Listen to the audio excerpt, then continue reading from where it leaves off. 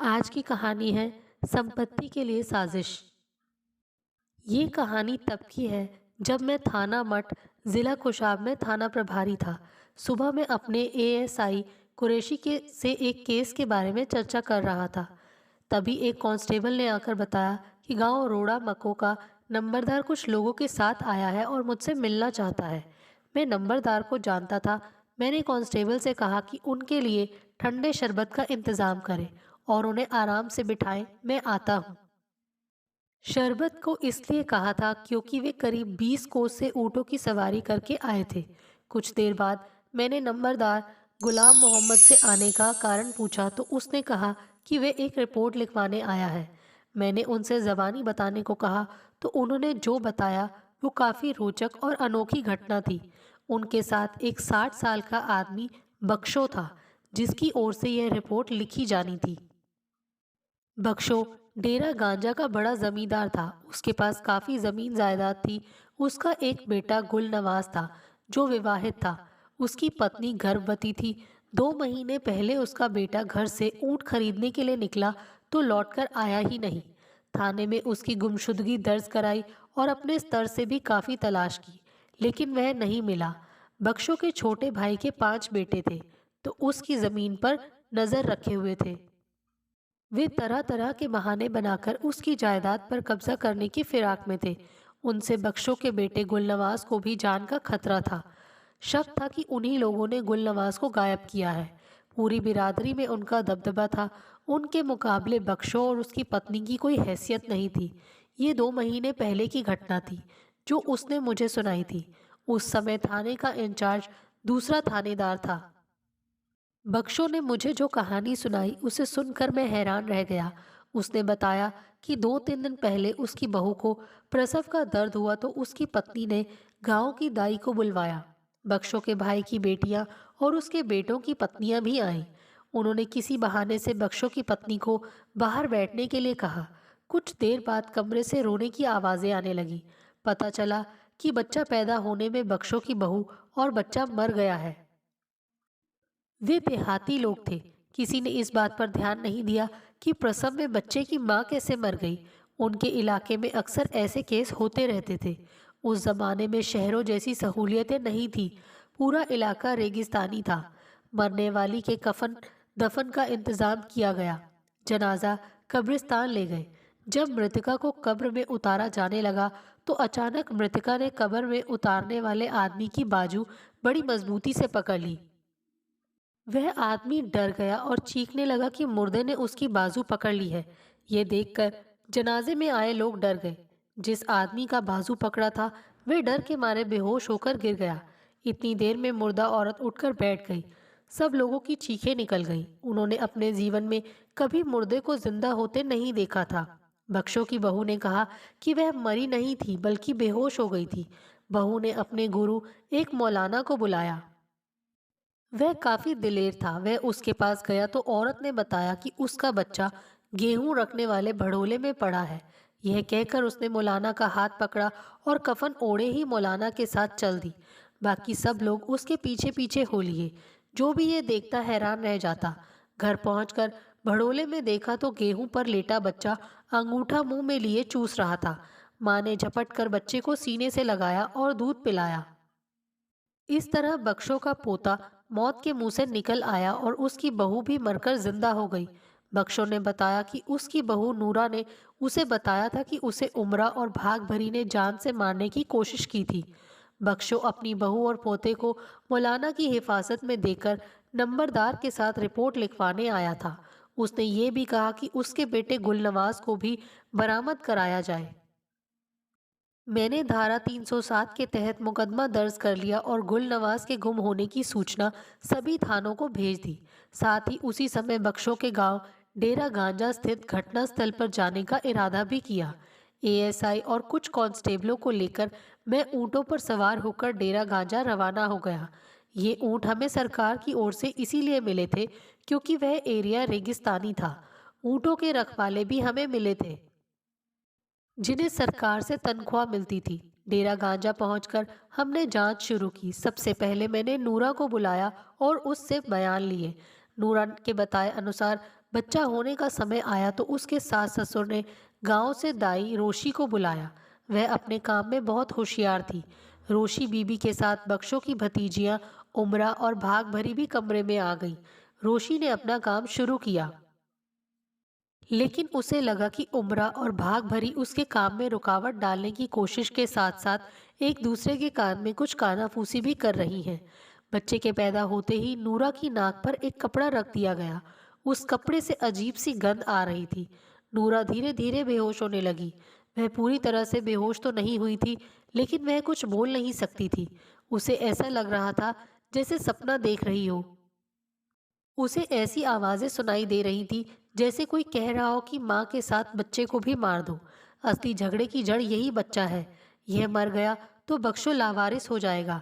इसके बाद उसने सुना कि उसके बच्चे को अनाज वाले बड़ोले में डाल दिया है। नूरा पर बेहोशी छाई रही। उसके बाद हुआ ये कि जल्दबाजी में उसके कफन दफन का इंतजाम किया गया। बख्शो की भतीजियां और भतीजे इस काम में आगे रहे। वे हर काम को जल्दी जल्दी कर रहे थे। जब नूरा को गर्म पानी से नहलाया गया तो उसे कुछ कुछ होश आने लगा। जब उसे चारपाई पर डालकर कब्रिस्तान ले जाने लगे तो उसे पूरी तरह होश आ गया। उसका जीवन बचना था, इसीलिए वह हाथ पैर हिलाने लायक हो गई। उसके बाद कब्र में रखते समय उसने एक आदमी का हाथ पकड़ लिया, जिससे वह डरकर भागा। तो नूरा मोहल्ले के मौलवी साहब का हाथ पकड़कर घर आई और भड़ोले से अपना बच्चा निकाला। बख्शों का एक दोस्त गांव की दूसरी दाई को ले आया। उसने बच्चे को नहला धुलाकर साफ किया। कुदरत ने मेरे और मेरे बच्चे पर रहम किया और हमें नई जिंदगी दी। नूरा ने आसमान की ओर देखकर कहा, अब मुझे और मेरे बच्चे को रांझे वगैरह से खतरा है। मेरे पति गुलनवाज को भी इन्हीं लोगों ने गायब किया है। मैंने पूछा, इन लोगों पर शक करने का कोई कारण? उसने कहा, ये सब मेरे ससुर की जायदाद का चक्कर है। उन्होंने जायदाद के लिए मेरे पति को गायब कर दिया और मुझे तथा मेरे बच्चे को मारने की कोशिश की। नूरा ने यह भी बताया कि डेरा गांजा के अलावा भी मठ टवाना में उसके ससुर की काफ़ी ज़मीन है। उस ज़मीन से होने वाली फसल का हिस्सा बख्शों के भतीजे उस तक पहुंचने ही नहीं देते। मैंने उससे कुछ बातें और पूछी और मन ही मन तुरंत कार्रवाई करने का फैसला कर लिया। मैंने अपने एएसआई और कुछ कांस्टेबलों को लेकर रांझा वगैरह के घरों पर छापा मारा। वहां से मैंने रांझा, उसके भाई दत्तो और रमजो को गिरफ्तार कर लिया।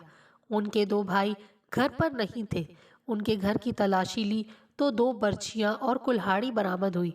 उन हथियारों की लिस्ट बनाकर उन्हें गिरफ्तार कर लिया। इसके बाद मैंने दाई रोशी, भागभरी और उमरा को भी गिरफ्तार कर लिया। मैंने महसूस किया कि वहां के लोग पुलिस के आने से खुश नहीं थे।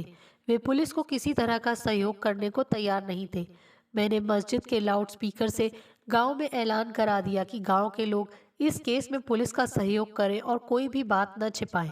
लोग ये न समझे कि थाना यहाँ से दूर है। मैं झगड़ालू लोगों का जीना मुश्किल कर दूंगा। मेरे इस ऐलान से लोगों पर ऐसा डर सवार हुआ कि सब सहयोग करने पर तैयार हो गए। अब लोग आ आकर उमरा, भागभरी और दाई रोशी को बुरा भला कह रहे थे। मैंने उनके बयान लिए। सबसे पहले दाई रोशी का बयान लिया। उसने अपने बयान में बताया कि वह काफ़ी समय से दाई का काम करती है और उसने नर्सिंग की ट्रेनिंग खुशाब के अस्पताल से ली थी। उसने अस्पताल से क्लोरोफॉर्म चुरा कर रखा था। जब कभी किसी महिला को प्रसूति के दौरान ज़्यादा तकलीफ होती थी, वह क्लोरोफॉर्म सुंघा देती थी, जिससे उस महिला को बच्चा पैदा होने में कोई परेशानी नहीं होती थी। सरकार, मैं लालच में आ गई थी। उमरा और भाग भरी के कहने में आकर मैंने नूरा बीबी को थोड़ी ज़्यादा क्लोरोफॉर्म सुंघा दी। नूरा की बेहोशी को हमने मौत समझा। गांव के किसी भी आदमी ने उसकी नाड़ी नहीं चेक की। वैसे भी हमने अफवाह फैला दी थी कि नूरा मर गई है। रोशी ने कहा, तुमने बच्चे को जिंदा क्यों छोड़ दिया था? मैंने पूछा। सच कहूँ तो मुझे मेरे ज़मीन ने डरा दिया था, इसीलिए मैंने बच्चे को भड़ोले में डाल दिया था। वह रोते हुए बोली। मैंने क्लोरोफॉर्म की शीशी बरामद कराकर सील बंद कर दी और गवाहों के हस्ताक्षर करा लिए। उमरा और भाग भरी को पूछताछ के लिए बुलाया तो वे कांप रही थी। उन्होंने कुछ बोलने के बजाय रोना शुरू कर दिया। साथ ही दोनों मेरे आगे हाथ जोड़कर खड़ी हो गई। दोनों ने अपना अपराध स्वीकार कर लिया और अपने किए पर पछताने लगी। उसके बाद मैंने रांझा, दत्तों और रमजों को जांच की चक्की में डालने का फैसला किया। उनसे सच उगलवाना आसान नहीं था। वे सभी अपराधियों को थाने ले आया और हवालात में बंद कर दिया। अगले दिन सभी को पुलिस रिमांड पर लेने के लिए खुशाब के मजिस्ट्रेट की अदालत में पेश किया, जहां से उन्हें 8 दिनों के रिमांड पर लिया। औरतों से तो कुछ पूछने की जरूरत नहीं थी, इसीलिए उन्हें जेल भेज दिया गया। क्लोरोफॉर्म का लेबोरेटरी में भेजा गया, जहां से रिपोर्ट आई कि वह बेहोश करने वाला केमिकल था, लेकिन अगर अधिक मात्रा में दिया जाए तो मौत भी हो सकती थी। बख्शों के बेटे गुलनवाज को गुम हुए 2 महीने हो गए थे। मुझे लगा कि अब वह जिंदा नहीं होगा। मैंने रांझा, रमजो और दत्तों को पूछताछ के लिए बुलाया। मैंने बारी बारी से तीनों से सवाल किए, लेकिन तीनों बड़े ढीठ निकले। वे कुछ बोलने को तैयार नहीं थे। मैंने उन्हें हर तरह से चक्कर देकर पूछा, लेकिन उनसे कुछ भी नहीं उगलवा सका। उनके दो दो भाई ताज़ा और मानी अभी लापता थे। वे पुलिस के डर से कहीं छिप गए थे। मैंने चारों ओर मुखबरों का जाल बिछा दिया था। मैं यातना देने पर यकीन नहीं रखता था, लेकिन लातों के भूत बातों से कहाँ मानते हैं। मैंने उन पर 3rd डिग्री का इस्तेमाल किया। वे चीखते रहे, लेकिन कोई भी बात नहीं बताई। तीनों भाइयों में रांझा सबसे बड़ा और समझदार था। वह बोला, आप हमारे पीछे क्यों पड़े हैं? उसके गुम होने का कोई और कारण भी हो सकता है। तुम लोग उसकी जायदाद पर कब्जा करना चाहते हो। मैंने कहा, इसीलिए तुम्हारी बहनों ने उसकी पत्नी और बच्चे की हत्या करने की साजिश रची। सीधी सी बात है कि जब गुलनवाज का बच्चा नहीं रहता तो तुम उसकी जायदाद पर कब्जा कर लेते। उसने कहा, उसके गायब होने का दूसरा कारण है जिस पर आपने ध्यान नहीं दिया। क्या कारण है? गुलनवाज बहुत सुंदर जवान था। उस पर तमाम लड़कियां मरती थी। उसे लड़कियों से दोस्ती करने का शौक था। हो सकता है वह किसी लड़की के चक्कर में मारा गया हो, रांझा ने कहा। मैंने उसे हवालात भेज दिया और इस बारे में विचार करने लगा। मुझे याद आया कि बख्शो ने कहा था कि वह ऊँट खरीदने के लिए गया था। उसके पास काफ़ी रकम भी थी। ऐसा भी हो सकता है कि इसकी भनक किसी अपराधी प्रवृत्ति के व्यक्ति को लग गई हो और उसने मौका देखकर गुलनवाज की हत्या करके उसे कहीं दबा दिया हो और रकम लेकर उड़ गया हो। मैंने उस इलाके के अपराधी प्रवृत्ति के लोगों को बुलाने का फैसला किया। मैं यह तफ्तीश थाने में नहीं बल्कि डेरा गांजा में बख्शों के दिए हुए एक कमरे से कर रहा था। मैंने एएसआई से कहा कि डेरा गांजा और आसपास के इलाके के सभी बदमाशों को लाकर मेरे सामने पेश करो। 2-3 घंटे बाद एएसआई 3 लोगों को लेकर आया। पता चला कि वे उस इलाके के बदमाश थे और छोटा मोटा अपराध करते थे। मैंने उनसे कहा कि अगर उन्होंने ये काम किया है तो बक दे, नहीं तो मैं बहुत बुरा व्यवहार करूंगा। वे कान पकड़कर कहने लगे, हमें इस बारे में कुछ पता नहीं है। हत्या का तो प्रश्न ही नहीं उठता। ऐसे लोग आसानी से नहीं माना करते। मैंने एएसआई से कहा कि इन्हें ले जाकर रगड़ा लगाए। वे उन्हें ले गया और कुछ देर बाद लाया तो तीनों की हालत बड़ी खराब थी। तीनों ने रो रो कर कहा, माई बाप, आप हमसे कैसी भी कसम ले लें, हमने ये काम नहीं किया। ये सच है कि हम अपराध करते हैं, लेकिन छोटा मोटा करते हैं। मुझे लगा कि वे सच बोल रहे हैं। मैंने उन्हें यह कहकर जाने दिया कि वे अपने स्तर पर इस बारे में पता लगाएं। मैंने एएसआई से कहा कि वे उस इलाके में पता करें कि गुलनवाज की दोस्ती किस किस लड़की से थी। अगले दिन मैं टहल रहा था कि एएसआई आ गया। उसने बताया कि इलाके के लोगों से पूछा तो सबने यही बताया कि गुलनवाज बहुत शरीफ लड़का था। वह इलाके की सभी लड़कियों को अपनी बहन समझता था। उसकी शादी भी उसके माता पिता की मर्जी से हुई थी। मैंने सोचा कि रांझा ने गलत रास्ते पर डालकर मुझे धोखा देने की कोशिश की है। मैंने कांस्टेबल से कहा कि वह रांझा को मेरे पास ले आए। मैं समझ गया कि असली अपराधी रांझा और उसके भाई ही हैं। अब मैं उनकी हड्डियां तोड़ दूंगा। मैं गुस्से से टहल रहा था, तभी एक खबरी अपने साथ एक आदमी को ले आया जो बहुत गरीब लग रहा था।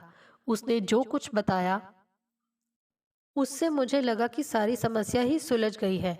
उस खबरी ने बताया कि वह गरेट गांव का रहने वाला है, जो झेलम नदी के किनारे पर है। वह भांग पीने का शौकीन है। एक कब्रिस्तान में एक मलंग रहता है। वह उसके पास जाकर भांग पीता है। वहाँ कुछ और लोग भी भांग पीने आते हैं। मलंग ने कब्रिस्तान में एक झुग्गी बना रखी थी। उसका काम कब्रों की हिफाजत करना और कब्रें खोदना था। वह लाल रंग का कुर्ता पहने रहता था और लोगों में लाल बाबा के नाम से मशहूर था। एक दिन भांग के नशे में मलंग ने बताया था कि कुछ दिनों पहले कुछ आदमी आए थे और एक गड्ढा खोदकर एक लाश को दबाकर चले गए थे। अंधेरा होने की वजह से वह उन्हें पहचान नहीं सका था। वह आदमी किसी सरकारी दफ्तर में चपरासी था। उसने गुलनवाज के गुम होने का इश्तिहार पढ़ा था। एक दुकान पर कुछ आदमियों के बीच वह मलंग वाली बात कह रहा था। वहाँ मेरा खबरी भी खड़ा था। उसने वहाँ जो सुना आकर मुझे बता दिया। मैंने उस आदमी से दो तीन बातें और पूछी और उसे यह कहकर जाने दिया कि वह किसी को भी ना बताए कि वह यहाँ आया था। उसके जाने के बाद मैंने एएसआई से कहा कि वह लाल बाबा को बड़े प्यार से मेरे पास ले आए। कुछ ही देर में वह उसे लेकर आ गया। मलंग के लंबे लंबे बाल थे जो उसके कंधों पर पड़े थे। उसके हाथ में एक डंडा था। वह आते ही बोला, या अली, थानेदार बादशाह दी खैर। मैंने उससे कब्रिस्तान में दबाने वाली लाश की बात पूछी तो उसने बताया कि 2 महीने पहले कुछ लोग कब्रिस्तान में एक लाश दबा गए थे, लेकिन वह उन्हें पहचान नहीं सका था। उसने उन्हें ललकारा भी था, लेकिन वे भाग गए थे। उसने वहां जाकर देखा तो ताज़ी मिट्टी थी। वह समझ गया कि ये डाकू होंगे और यहाँ लूट का माल दबाकर गए होंगे। उसने मिट्टी हटाई तो उसमें एक लाश थी। वह भागकर लालटेन लाया। उसकी रोशनी में देखा तो एक जवान आदमी की लाश थी। उसके सारे कपड़े खून से सने थे। उसने जल्दी से मिट्टी डालकर बराबर कर दी और इस डर से अपनी झुग्गी में आ गया कि कहीं वह हत्या के केस में ना फंस जाए। तुम उस जगह को दिखा सकते हो? उसने कहा। जी थानेदार जी, मैं उस जगह को कैसे भूल सकता हूँ। मैंने मलंग के साथ एक नाटक खेलने का फैसला किया। अगर मैं वहां जाकर लाश बरामद कर लेता तो बाद में रांझा और उसके भाइयों से कहता तो वे मना कर देते। मैं चाहता था कि वे स्वयं वहां से लाश बरामद कराएं। मैंने मलंग को पूरी बात समझाई और उसे इनाम का लालच भी दिया। उसने अपना पाठ अच्छी तरह याद कर लिया। ये जरूरी नहीं था कि कब्रिस्तान में दफन की गई लाश गुलनवाज की ही हो। वह किसी और की भी हो सकती थी। मैंने नाटक खेलने का फैसला किया। मैंने मलंग को शरबत पिलवाया और दूसरे कमरे में बिठाकर समझाया कि उसे कब मेरे पास आना है। फिर मैंने तीनों भाइयों को बुलाकर पूछताछ शुरू कर दी। वे पहले की ही तरह इनकार करते रहे। मैंने कहा, तुम खुद ही अपना अपराध स्वीकार कर लोगे तो फायदे में रहोगे। देखो, मेरे पास मौके का गवाह मौजूद है जिसने तुम्हें लाश दबाते हुए देखा था। ये कहते हुए मैंने अपनी नज़र उनकी आंखों पर रखी। इतना सुनकर वे चौंके, लेकिन फिर सामान्य हो गए। मैंने रांझा को गिरेबान से पकड़कर अलग किया और उसकी आंखों में आंखें डालकर धीरे से पूछा, जिससे कि उन दोनों को कुछ पता न चले। बोलो, गरेट के कब्रिस्तान में किसकी लाश को दबाकर आए थे? मेरी बात सुनकर रांझा का चेहरा पीला पड़ गया। उसकी आंखें डर से फैल गई। उसी समय मैंने मलंग को इशारा करके बुलवाया। वह नारा लगाकर डंडा नचाता हुआ आया और उसके चारों ओर घूमकर अंगारे जैसी आंखों से घूरकर उसने कहा, अच्छा, पकड़े गए ना। मलंग डंडा हिलाकर उछल कूद करने लगा। मैंने उसे रोका नहीं। उसके गले में पड़ी माला और हाथ में पड़े कड़े छल्ला छन छन करने लगे और वहां अजीब सा स्वांग होने लगा। रांझा और उसके भाइयों की हालत खराब होने लगी। वे सब समझ गए कि अब बचने वाला नहीं है। रांझा बोला, आपको अल्लाह का वास्ता देता हूँ थानेदार जी, इस मलंग को रोक ले। रांझा अपना सिर पकड़कर नीचे बैठ गया। मैंने मलंग को इशारे से मना कर दिया। मलंग को मैंने दूसरे कमरे में भेज दिया। रांझा बेहोश होने लगा। मैंने पानी मंगाकर उसे पिलाया तो उसे होश आया। मैंने कहा, बोलो अब क्या कहते हो? तीनों लाश की बरामदगी के लिए तैयार हो गए। मैंने उसी समय कब्रिस्तान जाने का फैसला किया। नंबरदार, दो गवाह और बख्शों को लेकर मैं कब्रिस्तान पहुंचा। कब्रिस्तान पहुंचने पर मैंने रांझा और उसके भाइयों को आगे करके कहा, बताओ कहाँ दबाया था उसे।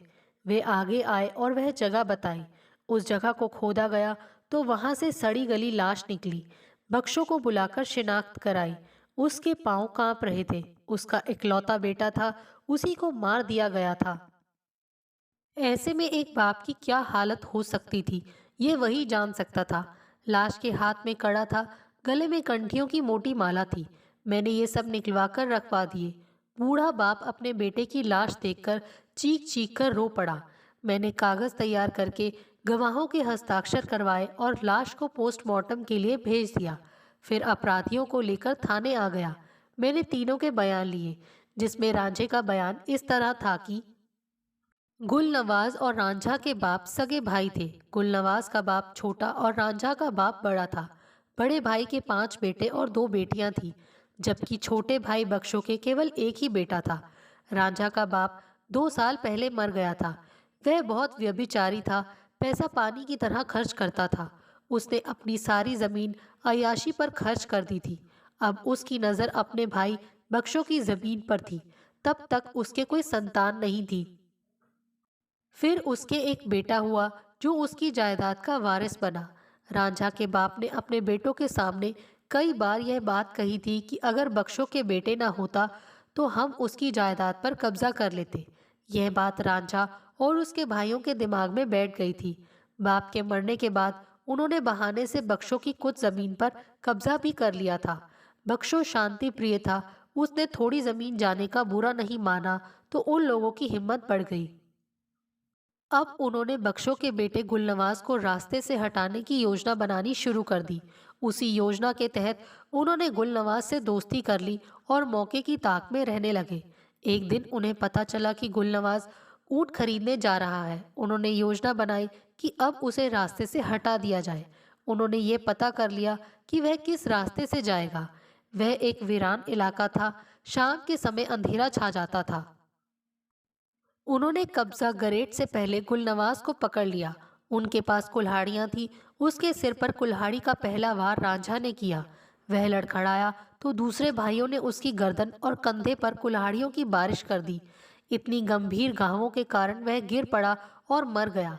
रांझा ने उसकी जेब से रकम निकाल ली और फिर सब मिलकर उसकी लाश को कब्रिस्तान ले गए। अंधेरे में उन्होंने कुल्हाड़ी से गड्ढा खोदा और उसमें लाश डालकर मिट्टी बराबर कर दी। तभी मलंग ने उन्हें ललकारा तो वे वहां से भाग खड़े हुए। मैं अपराधियों को लेकर घटना स्थल पर गया।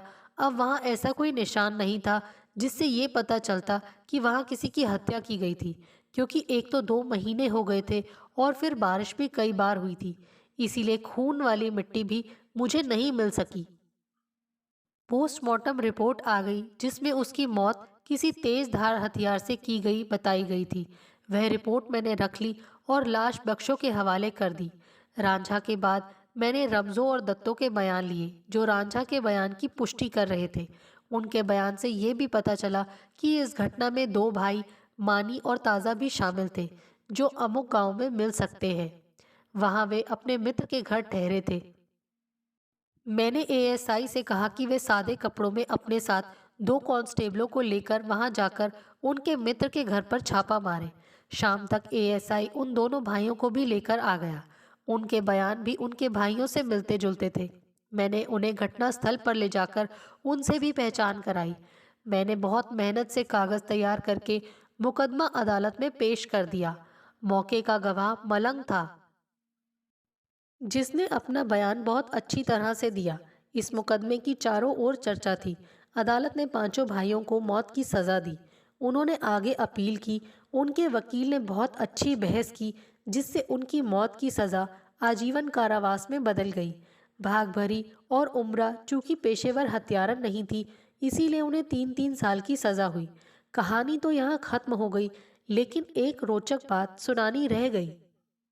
गुलनवाज का वह बच्चा जो भड़ोले में डाल दिया गया था और हत्या होने से बच गया था, उसका नाम उसके दादा बख्शो ने फतेह खान रखा था। कोई 20-25 साल बाद मैं एएफआई का चार्ज लेने मठ नवाना गया। मैं यहाँ अपने थानेदारी के गुजारे दिनों को याद कर रहा था कि मुझे गुलनवाज का केस याद आ गया। मैं अपने पुराने थाने गया और वहाँ के थानेदार से गुलनवाज के बेटे फतेह खान के बारे में पूछा। उसने बताया कि वह बहुत बड़ा जमींदार बन चुका है और बड़ा सुंदर गभरू जवान है। उसने अपने ताऊ के लड़कों से अपनी सारी जमीन छीन ली थी और उन्हें दबा कर रखता था। थानेदार ने यह भी बताया था कि वह अक्सर थाने आता रहता था और आपकी बात करता था, आपसे मिलना भी चाहता था। मैंने थानेदार से अपना काम करके 2 दिनों बाद आने को कहा और उसे फतेह खान को बताने के लिए कहा। उस दिन फतेह खान काफी लोगों को लेकर थाने आया और मेरे घुटनों पे हाथ रखकर मेरी इज्जत की। वह मेरे लिए ढेर सारे तोहफे लेकर आया था जो मैंने बड़े प्यार से वापस कर दिए थे।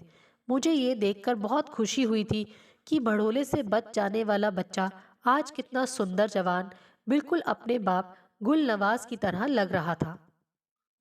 दोस्तों, आपको हमारी ये कहानी कैसे लगी? प्लीज़ कमेंट्स करके बताइए। Thanks for watching this video.